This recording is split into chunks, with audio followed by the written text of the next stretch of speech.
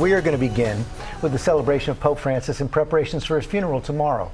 Thousands of mourners still lining up to pay their respects as he lies in state in St. Peter's Basilica until this evening.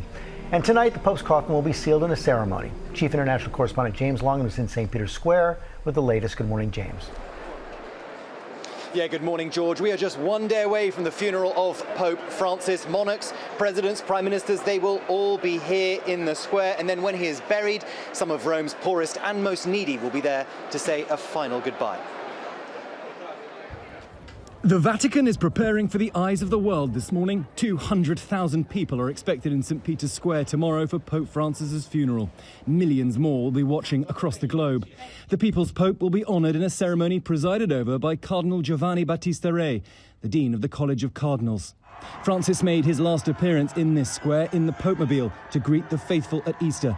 Thousands will now witness his final journey across St. Peter's and out of the Vatican, across town to St. Mary Major, where he'll be buried.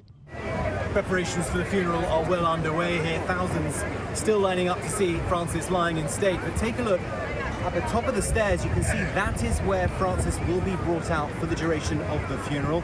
It should last at least an hour and a half. You can see the sea of chairs which are here for the thousands of mourners. And then when the funeral is done, Francis will be taken into Rome and to St. Mary Major, where he'll be buried.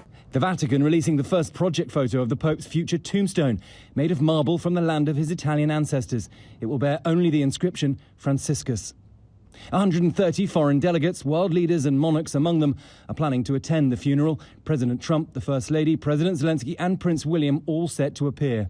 The Pope's coffin will be sealed later tonight in a ceremony led by Cardinal Kevin Farrell, a former Dallas bishop.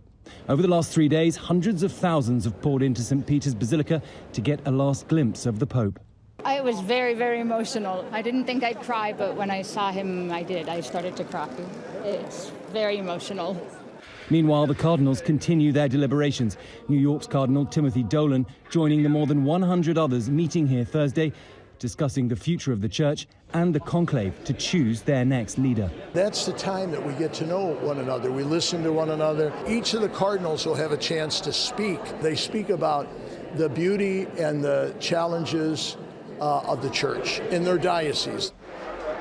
Now, with all these world leaders here, as you can imagine, security is very tight. There are anti-drone guns being deployed, fighter jets in the sky to secure the no-fly zone. I think it's fair to say that the procession out into Rome is going to complicate that slightly, given all of these ancient, narrow streets. But the thousands of people who will turn out, well, that will just underline Francis' status as the People's Pope. Rebecca? Indeed, it will. All right, James, thank you.